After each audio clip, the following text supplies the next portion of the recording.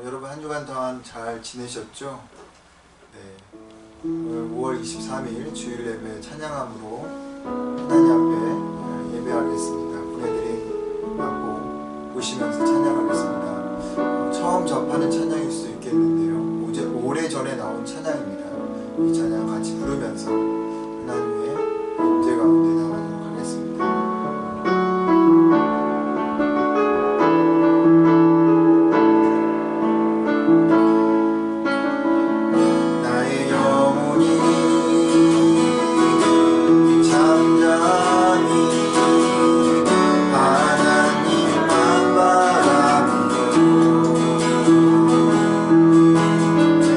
나의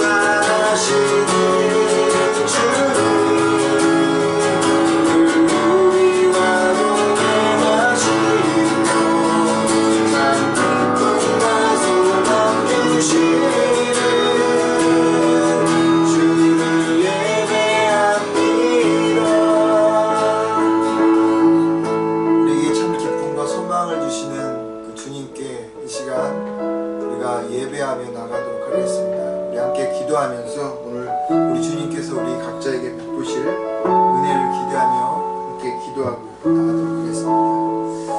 하나님, 우리 마음을 지켜주십시오.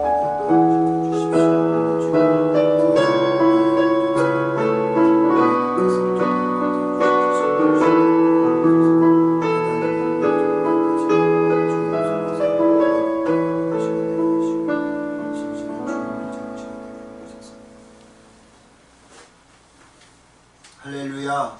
여호와의 종들아 찬양하라. 여호와의 이름을 찬양하라. 이제부터 영원까지 여호와의 이름을 찬송할지로다. 해 돋는 데에서부터 해 지는 데까지 여호와의 이름이 찬양을 받으시리로다. 아멘. 찬송가 5장 찬양하도록 하겠습니다.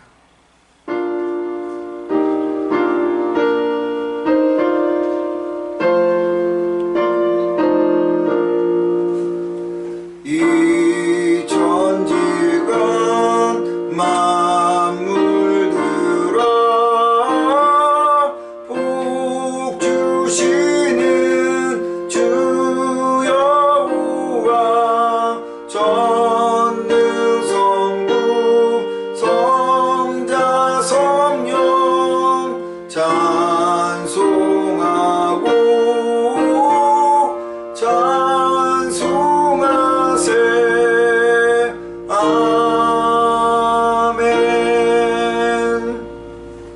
사도신경 고백하겠습니다.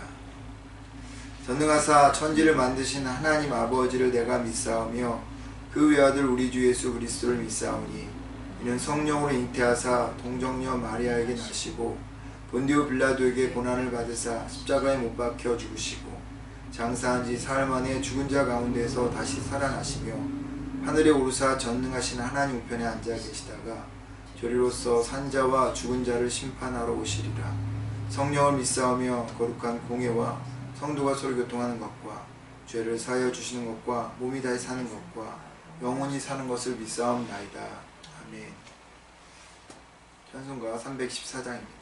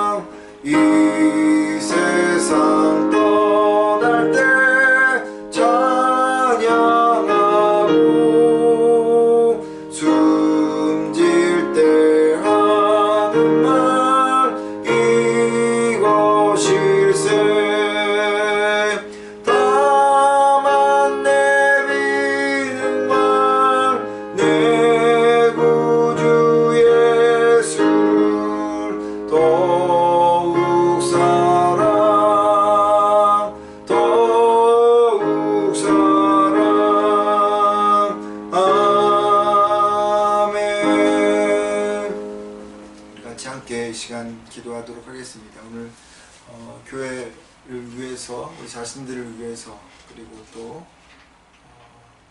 고통받고 있는 우리의 이웃들을 위해서, 성도들을 위해서 함께 같이 오늘 또 예배를 위해서 기도하도록 하겠습니다. 하나님, 오늘도 주님 전에 우리가 함께 예배드립니다.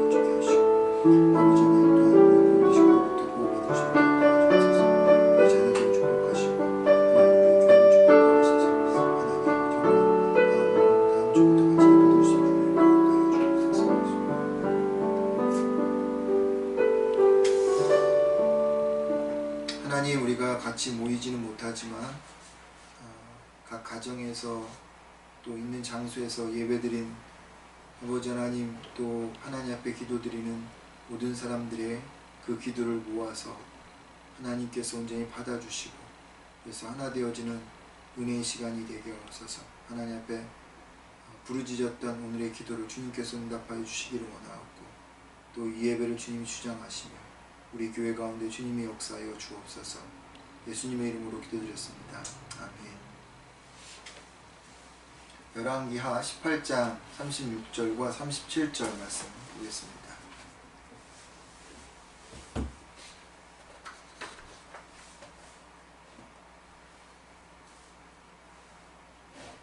열왕기하 18장 36절과 37절 같이 읽겠습니다. 그러나 백성이 잠잠하고 한마디도 그에게 대답하지 아니하니 이는 왕이 명령하여 대답하지 말라 하였습니다. 이에 hil기야의 아들로서 왕궁 내의 책임자인 엘리야김과 서기관 셈나와 아삽의 아들 사관 요아가 옷을 찢고 히스기야에게 나아가서 랍사에게 말을 전하니라. 아멘. 오늘 교회 소식은 특별한 것은 없고요. 건강하게 잘 지내시고 내일 이제 그동안 또 이렇게 락다운 됐던 것들이 어떻게 풀릴지 어떨지는 모르겠습니다. 다음 주에 함께 예배 드릴지 그렇지 못할지 모르겠는데 우리가 함께 기도하면서 또 좋은 소식이 있기를 좀 바라고요. 다음 주에는 같이 예배를 드렸으면 합니다. 기도하는 마음으로 한 주간 동안 지나셨으면 좋겠고요. 또 코비드19로 어려움 당하지 않도록 여러분들 몸 조심 관리 잘 하시기 바랍니다. 오늘 하나님 말씀 같이 보도록 하겠습니다. 잠잠하고 동역자를 찾으라 라는 제목으로 우리 함께 오늘 말씀을 나누도록 하겠습니다. 오늘 말씀은 지난 19일 수요일날 여선교회에서 읽은 열왕기하 18장의 말씀을 가지고 나누도록 하겠습니다. 본문 36절과 37절만 읽었지만은 오늘 설교는 이 열왕기하 18장 전체의 이야기입니다. 여러분 이 말씀들을 염두에 두시고 말씀에 임하셨으면 좋겠습니다. 다윗 왕 이후로 하나님께 인정을 받아서 전무후무한 왕이라는 평가를 받은 왕은 딱 2명입니다. 그래서 전무후무하다라는 말은 그러한 자가 없다라는 말로 성경에서는 이야기하고 있는데요. 한 명은 유다의 16대 왕인 요시야 왕이고요. 그리고 또 한 명은 오늘 본문에 등장하는 유다 13번째 왕인 히스기야입니다. 이 표현이 좀 모순되죠. 전무후무라는 말은 한 명밖에 없다라는 뜻이잖아요. 그런 말의 의미를 가지고 있는 전무후무를 이 히스기야와 요시야에게 썼다라고 하는 것 자체가 좀 모순이겠다 생각할 수 있죠. 그렇다면 이게 잘못된 기록인가? 그렇지는 않습니다. 적용점이 좀 다른 거예요. 요시야는 여호와의 율법을 준수하고 사랑하는 데 있어서 전무후무한 자였다고 하는 것이고요. 히스기야는 하나님을 의지하는 믿음에 있어서 전무후무한 자였다는 겁니다. 그러니까 말씀과 믿음의 차이인 겁니다. 요시야는 말씀에 순종하는 사람이었고 히스기야는 태산과 같은 믿음의 소유자였다 이렇게 말하는 거죠. 그래서 이 전무후무한 표현을 받은 요시야와 히스기야를 생각하면서 저는 이런 바람을 좀 가져봅니다. 우리 교회 성도님들이 말씀의 순종에 있어서 또 하나님을 신뢰하는 데 있어서 전무후무한 자로 평가받기를 바랍니다. 이 시대에서 또 우리 교회의 역사 속에서 또 우리 그 가계의 족보 속에서 누구는 말씀에 대한 순종과 하나님을 의지하는 믿음이 전무후무한 사람이었다, 전무후무한 분이었다라는 평가받기. 여러분 모두가, 여러분 한 사람 한 사람이 그렇게 누군가로부터 평가받기를, 하나님께 평가받기를 주의 이름으로 축원을 드립니다. 늘 이스라엘 역사의 기준은요, 다윗 왕이었죠. 히스기야는 제2의 다윗이라고 평가를 받기도 했던 사람입니다. 그래서 3절을 보면 히스기야를 그의 조상 다윗의 모든 행위와 같았다라고 기록하고 있습니다. 다윗이 한 행동을 히스기야도 똑같이 했다는 거죠. 그래서 하나님이 인정했다는 것인데, 그 행동이 무엇인지 4절에 기록하고 있습니다. 그가 여러 산당을 제거하며 주상들을 깨트리며 아세라 목상을 찍으며 모세가 만들었던 노뱀을 이스라엘 자손이 이때까지 향하여 분향함으로 그것을 부수고 누우스단이라 일컬었더라. 한 줄로 요약을 하면 히스기야는 우상을 멀리했다라는 말이겠죠. 그런 히스기야를 성경이 이렇게 기록해요. 7절에 보면 여호와께서 그와 함께 하심에 그가 어디로 가든지 형통하였더라. 지난주에 말씀드린 요셉과 같이 히스기야는 하나님의 축복을, 그래서 형통했던 사람이었음을 알 수 있는 거죠. 사실 당시 이스라엘 문화상 우상을 멀리하기가 그렇게 쉽지는 않았던 환경이었습니다. 주변 국가들로부터 살아남기 위해서, 또 그 척박한 땅 속에서 살아남기 위해서 사회적으로, 문화적으로 우상들이 가깝게 있었기 때문에 멀리하기가 쉽지 않았던 거죠. 그런 상황 속에서 히스기야는 이 마약과 같았던, 끊을 수 없었던 산당, 그 다음에 우상들, 이런 것들을 끊어버렸던 사람이었기에 하나님은 이 히스기야를 다윗과 같은 사람이었다라고 말하고 있는 것입니다. 여러분, 아무리 좋은 것이라 할지라도 그보다 더 좋은 것이 생기면 가차없이 버릴 수 있는 거잖아요.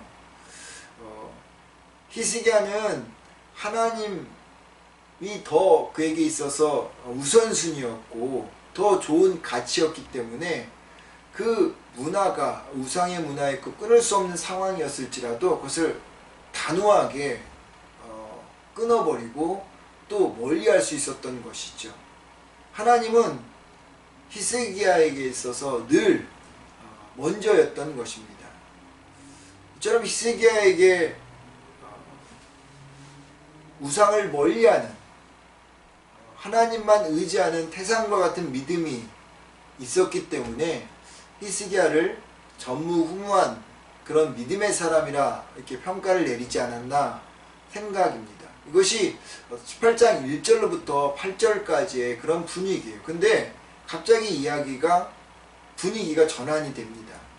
태산과 같은 믿음의 소유자였던 이 히스기야를 하나님께서 형통하게 하셨다고 하였는데 1절부터 8절까지 그런 청명한 그림이 갑자기 먹구름이 끼면서 폭우가 쏟아지는 그런 칠흑과 같은 어둠이 나타나는 그런 분위기로 바뀌는 거예요. 그게 13절로부터 마지막 절인 37절까지의 그러한 분위기입니다. 모습입니다. 북이스라엘을 멸망시킨 아수르가 히스기야가 왕이 된 지 14년에 이번에는 남유다를 공격해요. 이전까지 이 중동의 패권은 이집트, 애굽이라는 이집트라는 나라가 붙잡고 있었어요. 그런데 신흥 강국이었던 아수르가 이제 급부상하면서 이집트가 힘을 쓰지 못하는 겁니다. 그리고 이 아수르는 이스라엘을 포함한 그 주변 국가들을 공격하면서 식민지로 삼고 그들로부터 조공을 이제 받아냅니다. 그런 상황에 이 아수르의 사르곤 2세 왕이 죽고 분위기가 좀 느슨해지자 애굽을 중심으로 주변 나라들, 이 속국이었던 나라들이 반아수르 동맹을 맺게 되죠. 여기에 이제 남유다도 참여하게 됐는데, 이 사르곤 2세가 죽고 난 후에 그 아들인 사네립이 왕이 되자 반아수르 동맹을 맺은 나라들을 처단해 나갑니다. 정복해 나가게 되죠. 그래서 그들에게 조공을 바치기를 다시 원합니다. 그래서 이 남유다도 어쩔 수 없는 상황에 국고와 성전에 있었던 금과 은을 이게 조공으로 바치죠. 하지만 이 사네립 왕은 마음의 성이 차지 않았던 것 같습니다. 그리고 그런 상황에서 남유다를 공격합니다. 사네립은 선전포고를 위해서 3명의 사절단을 보내는데, 그 중에 한 명인 랍사게라는 사람이 히브리 말로 잘했던 것 같아요. 남유다 사절단에게 남유다는 아수르에게는 게임도 안 되니까 당장 항복하라고 참혹한 말들로 남유다의 자존심을 이제 짓밟습니다. 랍사게의 이야기를 듣고 있던 남유다의 사절단들은 랍사게에 간절히 요청을 해요. 그러니까 히브리 말로 하지 말고 아람어로 해달라고 간곡하게 요청을 합니다. 왜 이런 간청을 했는지 모르지만 뒤에서 지금 이 남유다 백성들이 듣고 있으니까 히브리 말로 말하지 말라, 아람어로 해달라, 이렇게 요청을 합니다. 여러분, 그렇다고 이 아수르의 사절단이 히브리 말로 하는 것을 다 중단하고 아람어로 하겠습니까? 랍사게는 더 수치스러운 말로 그 말을 듣고 있는 이 남유다 백성들을 유린하죠. 이런 상황이 벌어질지를 미리 짐작했었던지 히스기야는 백성들에게 어떤 말로도 대꾸하지 말고 침묵하라고 일관합니다. 물론 현실적으로는 매우 어떤 대안도 내놓을 수 없는 상황이었고, 또 유다 백성들의 믿음 때문이기도 했지만, 그래서 침묵할 수밖에 없었던 것도 있었지만, 랍사게의 이야기를 들은 유다의 사절단은 히스기야에게 이 모든 이야기를 말하면서 침묵한 모습을 전합니다. 이것이 오늘의 이야기의 그런 줄거리죠. 여러분, 우리가 본문을 통해서 한 가지 깨닫게 되는 게 있어요. 믿음의 사람도 고난과 아픔을 겪을 수 있다는 것입니다. 히스기야는 태산과 같은 믿음의 소유자였습니다. 그래서 성경은 그를 믿음에 관한 한 전무후무한 사람이라고 평가하지 않습니까? 그렇다면 하나님의 돌보심이 있어야 하지 않겠어요? 하나님께서 형통해 주었다고 하지 않았습니까? 그렇다면 이런 믿음의 사람에게도 고난도 아픔도 없어야 하지 않겠습니까? 그런데 태산과 같은 믿음을 소유한 히스기야에게도 고난과 아픔이 있었던 것이죠. 하나님의 문제입니까? 히스기야의 문제입니까? 둘 다 아니죠. 믿음의 사람도 고난과 아픔을 겪을 수 있다는 것을 보여주는 것입니다. 태산과 같은 믿음을 소유한 사람이라도 아픔을 겪을 수 있고 풍랑과 같은 고난을 만날 수 있다는 거죠. 다만 그 고난의 풍랑과 아픔을 다루는 방법이 좀 다를 뿐이겠죠. 태산과 같은 믿음을 가진 자들은 고난과 아픔 앞에서 기도로 나가는 겁니다. 본문에서는 기록이 없지만 이후에 보면은 히스기야는 하나님의 성전에 들어가서 기도합니다. 이 모든 상황을 가지고 하나님께서 그의 기도를 들으시고 전쟁 한번 치르지 않고 아수르의 18만 5천 명의 그 군사를 전멸시켜버립니다.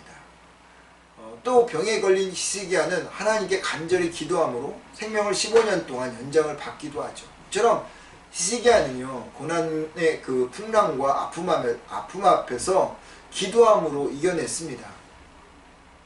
믿음의 사람도 고난을 겪죠. 하나님이 인정하는 사람도 아픔을 겪습니다. 그러기에 여러분 낙심하지 마십시오. 그럴 수 있습니다. 서양에서는 결혼 30주년이 되면 부부가 서로 진주로 된 선물을 주고받는 진주혼식이라는 의식이 있습니다. 이 진주는 얼어붙은 눈물이라고도 불리는데요. 그 이유는 진주의 탄생 과정 때문이죠. 진주는 모래알이 이 조갯살에 박히면서부터 시작되는데, 이때 조개는 자신의 피라고 할 수 있는 낙하라는 특수 물질을 분비해서 이 모래로 인한 상처를 감싸고 치료합니다. 그렇게 수없이 모래알을 계속 감싸면 하나의 아름다운 진주가 탄생한다는 거죠. 하지만 이때 이 낙하라는 진주의 체액은 아주 조금씩 천천히 생성되기 때문에 조개에게는 엄청난 고통이 따른다고 합니다. 그 때문에 진주가 모래알의 상처를 무시하면 당장의 고통은 없지만 결국엔 상처 부위는 곪고 병들어 죽고 말게 되는 거죠. 이렇게 모진 고통을 통해서 만들어진 귀한 진주는 부부가 진주처럼 사랑이 익어 빛난다라는 뜻의 상징을 갖게 되어서 진주혼식이라는 그러한 이 기념일도 생긴 것이라는 겁니다. 세상에는 시련 없는 인생이 없습니다. 누구나 각자의 모래알을 품고 삽니다.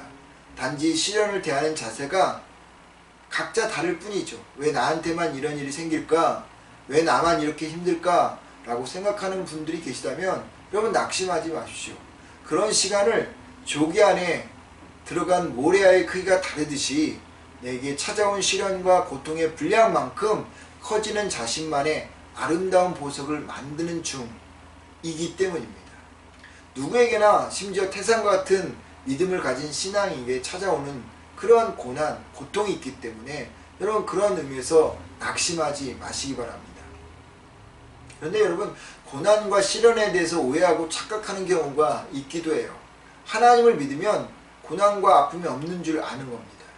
또 고난과 아픔을 겪으면 무엇인가 하나님께 잘못한 것이 있는 것으로 생각하기도 하는 거죠. 고난과 아픔을 겪으면 그렇게 이해하려고 합니다. 아니죠. 믿음이 있어도 고난과 아픔을 겪습니다. 하나님께 잘못한 것이 없어도 고난과 아픔을 겪을 수 있는 거죠. 또 어떤 사람들은 어떤 고난과 아픔을 통한 하나님의 뜻이 있을 거라 믿는 경우가 있습니다. 분명 그런 경우가 있어요. 하나님이 그 사람의 신앙을 단단하게 하려고 무엇인가를 위해서 준비하고자 하는 시련을 주기도 합니다. 모세가 그런 경우죠. 하지만 모두가 그런 경우는 아닙니다. 욕과 같이 이유와 원인도 없는 고난과 아픔을 겪을 수 있는 거죠. 그러기에 시련과 아픔을 겪는 사람에게 자신의 관점과 신앙으로 하나님이 크게 쓰시려고 그런 것입니다 라는 말을 쉽게 해서는 안 됩니다. 그건 내 신앙이고 내 관점이지 고난당하고 아픔을 겪는 사람의 신앙과 관점은 아니라는 거죠. 그런 말은 이유 원인도 모른 채 고난과 아픔을 당하는 사람에게는 단 1도 도움이 되지 않습니다. 오히려 상처와 마음의 고통일 뿐인 거죠. 본인이 직접 그런 상황을 겪어보지 않는다면 절대로 고난과 아픔을 당하는 사람의 마음을 100% 이해할 수 없습니다. 그러기에 고난과 아픔을 겪는 분들이 계시다면 낙심하지 마십시오. 믿음의 사람도 신앙의 사람도 고난과 아픔을 겪을 수 있습니다. 그런 시련과 아픔을 겪을 때 있는 모습 그대로 기도의 자리로 나가면 됩니다. 그리고 히스기야처럼 하나님께 간절히 부르짖으면 돼요. 하나님께서 응답하시기 때문입니다. 사내립이 파견한 납사계는 말로써 남유다를 철저하게 유린하죠. 이 18장의 이야기인데 이 이야기들을 다 읽지 못했지만 종합해보면 3가지로 요약할 수 있습니다. 첫 번째는 히스기야의 말에 속지 말라는 겁니다. 히스기야는 하나님이 남유다를 아수르에게서 건져주실 것이라고 말했는데 그건 모두 다 거짓말이라는 거죠. 두 번째는 애굽을 의지하지 말라는 것입니다. 상한 갈대 지팡이와 같은 애굽은 이빨 빠진 사자와 같아서 오히려 너희들을 구해내지 못하고 괴롭히는 존재, 눈의 가시와 같은 존재가 될 것이다 라고 이야기하는 겁니다. 세 번째로는 하나님도 아수르 왕에게는 게임이 되지 않는다, 당연하지 못하는 존재다 라고 말하는 거예요. 민족들마다 섬기는 신들이 있는데 그들의 신들이 아수르 왕의 손에서 건져내지 못하는 것처럼 남유다의 신인 하나님도 아수르의 손에서 남유다를 구해내지 못할 것이기에 결국 아수르 왕이 최고의 신이라는 겁니다. 이 랍사게가 말한 세 가지는요, 사단이 우리를 공격하는 공격과 똑같습니다. 세상은 하나님이 없다고 말합니다. 돈이 신이고 과학이 신이지 눈에 보이지 않는 하나님은 존재하지도 않는다는 거죠. 있어도 하나님만이 유일한 신도 아니고 진리도 아니라고 말합니다. 또 이 세상은 하나님 말에 속아서는 안 된다라고 말합니다. 하나님이 말하는 것은 거짓이고 세상 이치와 맞지 않기에 구시대적인 유물이라고 말하는 거죠. 세상의 눈으로 보면 당연할지 모르겠습니다. 하나님의 말씀은 이 세상의 이치와 맞지 않기 때문입니다. 그래서 하나님 말씀대로 살면 망한다는 거죠. 진실하게 살려고 노력하면 바보 취급당하기도 합니다. 또 세상은요, 믿음을 적당히 가지라고 말하죠. 기도생활, 예배생활, 섬김과 봉사생활 적당히 하라고 하는 겁니다. 믿음이 밥 먹여주지 않는다라고 말하죠. 그렇습니다. 여러분, 세상은 밥이 중요해요. 모든 것을 밥으로 연결시킵니다. 회사 생활도, 친구 관계도, 학교 생활도, 심지어 결혼 생활도 밥과 연결시킵니다. 그러니 여러분, 밥을 주지 않는 믿음을 붙잡는 하등의 이유가 없는 것이죠. 하나님을 적극적으로 섬기려는 믿음 생활이 밥과 연결되어 있지 않기 때문에 어리석은 것이라, 그래서 적당히 믿음 생활하라고 세상은 유혹하는 것입니다. 여러분, 이처럼 랍사게가 말한 이 상황, 사단은 우리에게 믿음의 도전을 하죠. 이때 우리가 어떻게 이겨나갈 수 있을까요? 오늘 본문에는 두 가지를 우리에게 말하고 있다 저는 생각합니다. 첫 번째는요, 잠잠해야 한다는 겁니다. 36절에 백성이 잠잠하고 한마디도 그에게 대답하지 아니하였다라고 말합니다. 랍사게가 하나님을 모독하고 조롱하며 불신앙을 조장하는 말에 유다 백성들은 아무 대꾸도 하지 않았습니다. 좌절의 상황에서 회복되는 비결은 무엇을 하는 것이 아니라 하나님을 잠잠히 바라보는 것입니다. 믿음이 있어 고난을 이길 수 있다면 감사하겠지만, 그런 믿음이 없다면 할 수 있는 방법은 하나님을 잠잠히 기다리는 것입니다. 하나님이 인정한 믿음의 사람 다윗도 그랬죠. 시편 오늘 62편 1절 2절 찬양했는데, 나의 영혼아 잠잠히 하나님만 바라며 나의 구원이 그에게서 나는도다. 오직 그만이 나의 반석이시오 나의 구원이시오 나의 요새이시니 내가 크게 흔들리지 아니하리로다. 이 시를 지을 때 다윗은요, 아들 압살롬의 구테타로 도망자의 시절을 보내던 때였습니다. 때론 믿음의 사람도, 태산과 같은 믿음을 가진 자도 고난과 절망 앞에서 어떻게 할 수 없는 상황이 있습니다. 그때 우리에게 필요한 것은요, 고난과 시련 앞에서 침묵하며 하나님이 잠잠히 우리를 향해서 행하는 일들을 지켜보는 것입니다. 마치 홍해 앞에 섰던 이스라엘 백성들을 향해서 하나님이 하시는 일을 잠잠히 지켜보라고 하는 것처럼 말입니다. 그 하나님이 선하시고 오르신 하나님을 믿으면서 말입니다. 신앙인들은요, 사단의 심리전에 넘어가지 말아야 합니다. 세상의 심리에 넘어가지 말아야 합니다. 랍사게는 심리전으로 하나님을 선택했습니다. 25절에 보면 내가 어찌 여호와의 뜻이 아니고서야 이제 이곳을 멸하러 올라왔겠느냐 라고 마치 하나님이 자신들에게 말씀하여서 유다 백성을 심판하러 온 것처럼, 그들이 하나님을 잘 믿는 사람인 것처럼 말하고 있습니다. 포장합니다. 사실이 아니에요. 랍사게는 설전이라는 심리전을 선택해서 유다 백성들 안에 불평을 일으켰고, 그리고 결국 내란을 일으켜 이 스스로 무너지게 하려고 하는 전략을 행하고 있는 것입니다. 하나님과 백성들을 빚고 조롱하는 거예요. 오히려 이런 심리전에 걸리면요, 대부분의 사람들은 믿음이 흔들리고 이성을 잃어버리고 무모한 행동을 합니다. 사탄의 속임수에 넘어가는 거죠. 설전을 오고 가는 말 속에서 꼬투리 잡아 물고 늘어질 때 그 효과가 극대화되는데요. 사단의 심리전에 걸려서 설전을 벌이다 보면 믿음이 무너지는 겁니다.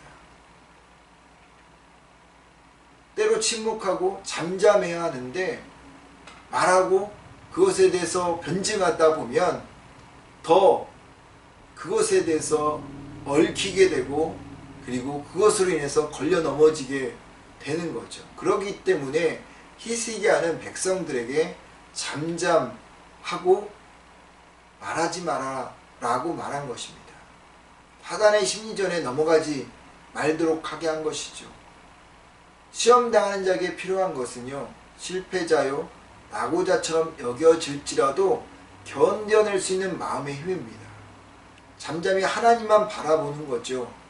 잠언 10장 19절에 말이 많으면 허물을 면하기 어렵다고 했는데, 고난을 당할 때 세상의 도전을 막아낼 만한 힘이 없을 때 사단의 심리전에 말리지 말고 그들에게 무엇인가를 하고자 하는 말하고 그리고 변증하려고 하지 말고 잠잠히 하나님만 바라보십시오. 그러면 구원이 하나님께로 나올 것입니다. 두 번째로 믿음의 동역자를 찾는 것입니다. 나를 영적으로 인도해 줄 사람을 찾는 것이에요. 유다 백성들이 랍사게의 말에 말리지 않고 잠잠할 수 있었던 것은 히스기야 때문이었습니다. 그들이 랍사게의 심리전을 읽고 반응하지 않은 것이 아니라 그들 스스로가 믿음이 있어갖고 이 랍사게가 우리를 공격하니 우리가 잠잠히 하나님만 바라보고 그리고 우리가 침묵해야 되겠다라고 해서 침묵한 게 아니라 그들의 마음 상태는 정말로 이 자갈밭과 같은 것이죠. 가시밭과 같은 상태였습니다.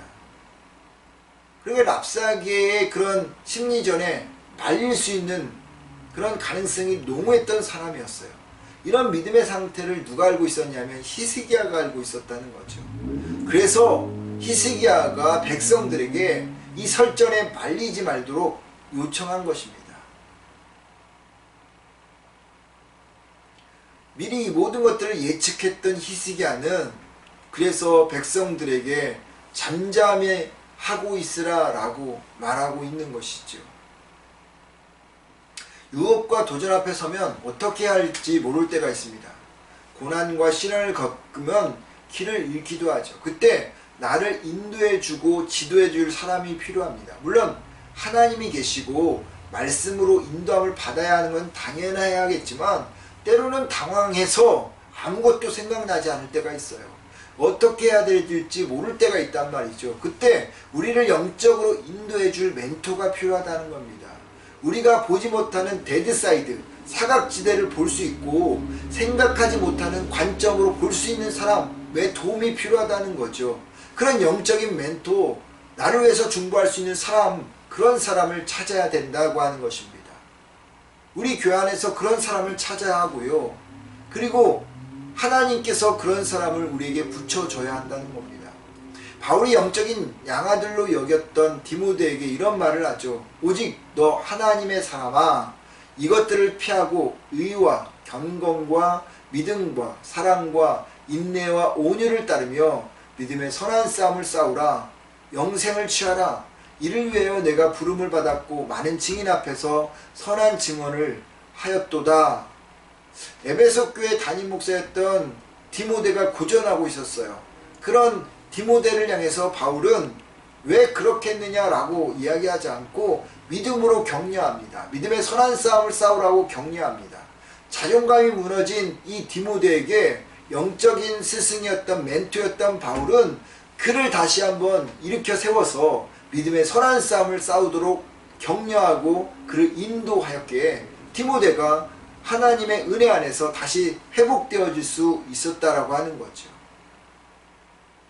조선 중엽에 영의정을 지낸 홍서봉이라고 하는 분이 계십니다. 그의 어머니는 유씨로 알려져 있는데 이분은 학식과 덕망이 뛰어나기로 알려졌습니다. 어깨너머로 그를 깨우쳤지만 신문에도 신문에도 능해서 학식이 있는 지식인도 그를 인정할 정도로 그런 여인이었지만 그는 알려져 있지는 않아요. 근데 이 홍서봉이라는 분이 3살 때 아버지가 돌아가시고 이 어머니 유씨가 직접 아들을 가르쳤는데 이 홍서봉이 학업을 게을리할 때마다 엄하게 회초리로 때렸다고 합니다. 그러고는 그 회초리를 버린 게 아니라 꺾은 게 아니라 아주 비단 보자기에 싸서 장롱 속에 소중히 간직했다고 합니다. 왜냐하면 아들의 잘못을 바로잡는 물건인데 함부로 둘 수 없었기 때문이라는 거죠. 이 어머니 유씨는 아들 홍서봉을 가르칠 때마다 자신과 아들 사이에 병풍을 쳤다고 합니다. 왜냐하면 이 부모와 자녀 사이에는 엄격할 수 없는 관계이기 때문에 아들 이 홍서봉이 가르치는 것을 다 받은 원체 영특했기 때문에 잘 그것을 깨닫고 앞서가는 그런 모습들을 보면, 그를 잘 외우는 것을 보면 어머니 얼굴이 그 얼굴을 보면 기쁨이 생길 것이고, 그러다 보면 그 기쁨이 생긴 얼굴, 어머니 얼굴을 본 이 아들이 교만해지고 자만해지다 생각해서 늘 어머니는 이 아들을 교육시킬 때 병풍을 쳐서 아들이 자신의 얼굴을 보지 못하게 했다고 합니다. 여러분, 이처럼 비장하고도 엄한 어머니 밑에서 자란 이 홍서봉, 이분이 훗날 조선 중기의 문피가가 되었고 영의정을 지낸 훌륭한 재상이 되었다고 합니다. 이처럼 여러분, 누군가 우리를 이끌어줄 수 있는 영적인 지도자가 필요하죠. 영적인 그런 동역자가 필요합니다. 나를 위해서 중보해 줄 수 있는 그런 사람들이 필요한 거죠. 우리를 빛 가운데로 인도해 줄 수 있는 사람들이 필요합니다. 여러분 주위에 히스기야와 같은 영적인 멘토가 있기를 바랍니다. 우리가 사는 세상은 납사개가 공격하는 것처럼 도전과 고난과 아픔 속에 직면합니다. 그런 상황 속에서 믿음으로 이겨갈 때도 있지만 때로는 우리가 어찌할 수 없을 때가 있습니다. 그때 오늘 본문을 통해서 보여주는 2가지, 하나님 앞에서 잠잠함에 그분이 하시는 그 일들을 우리가 기다리면서 견뎌내는 것입니다. 2번째로 우리의 믿음을 지켜주고 함께 해줄 수 있는 그런 동역자를 찾는 것입니다. 바라고 원하는 것은 여러분, 우리가 하나님 앞에서 잠잠히 그분의 일하심을 바라보는 그런 자들이 되고, 그리고 우리의 하는 모든 것들을 내놓고 침묵하며 하나님의 하나님 되심을 우리가 바라보고, 또한 나를 같이 함께 동역해주고 나갈 수 있는 그런 동역자를 찾기를 주의 이름으로 축원을 드립니다. 기도하겠습니다. 사랑이 많으신 아버지 하나님, 세상은 우리를 향해서 골리앗과 같이 홍해와 같이 달려듭니다. 하나님, 믿음이 있노라 하면서도 우리는 실패하기도 하고 균열이 가기도 하고, 또한 아버지 하나님 무너지기도 합니다. 당황스러워서 어떻게 해야 될지도 모를 때가 있습니다. 그때 하나님, 우리가 하나님 앞에 잠잠히 주님의 일하심을 보도록 하나님 견뎌내고 버텨낼 수 있는 힘을 허락하여 주옵소서. 마음의 힘을 가질 수 있도록 은혜도 허락하여 주옵소서. 뿐만 아니라 하나님, 길을 잃어버려서 방황하는 우리를 또 이끌 수 있는 믿음의 동역자들, 아니 내가 그런 동역자가 되어줄 수 있게 하여 주옵소서. 예수님의 이름으로 기도드립니다. 아멘. 찬송가 315장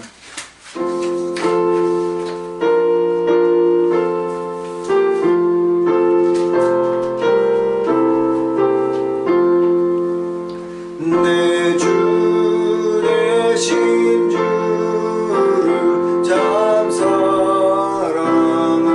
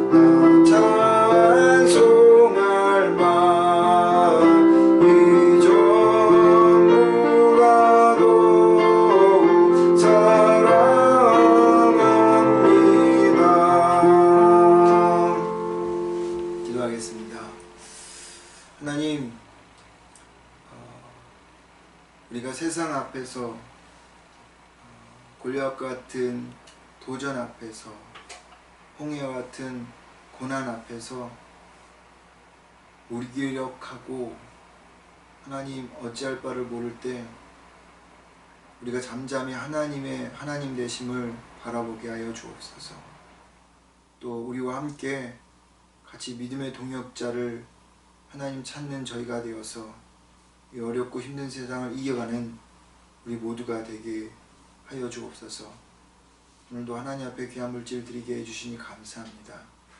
하나님 드린 손길마다 축복하옵소서. 10의 1조 주일원금 감사헌금, 또 하나님 우리 유스 아이들의 헌금, 또 주일학교 이 고사리와 같은 손으로 드린 귀한 하나님 귀한 물질도 하나님께서 귀하고 아름답게 받아주셔서 하나님 나를 위해서 귀하게 쓰임받게 하여 주옵소서. 하나님 가정마다 물질의 어려움 겪지 않도록 하나님의 은혜 가운데 역사하여 주옵소서. 이제는 우리 주 예수 그리스도의 은혜와 하나님의 크신 사랑과 성령님의 감동 감화 교통하심이 오늘 하나님 앞에 예배드린 당신의 자녀들 머리머리 위에, 그들의 가정 위에, 일터 위에, 학업 위에, 그리고 이 땅 밴쿠버와 하나님 교회들 위에 두고 온 하나님 조국과 교회들 위에 하나님, 그리고 온 세상 코비드19로 고통당하는 모든 이들 위에 이제부터 영원토록 함께하기를 간절히 축원하옵나이다. 아멘.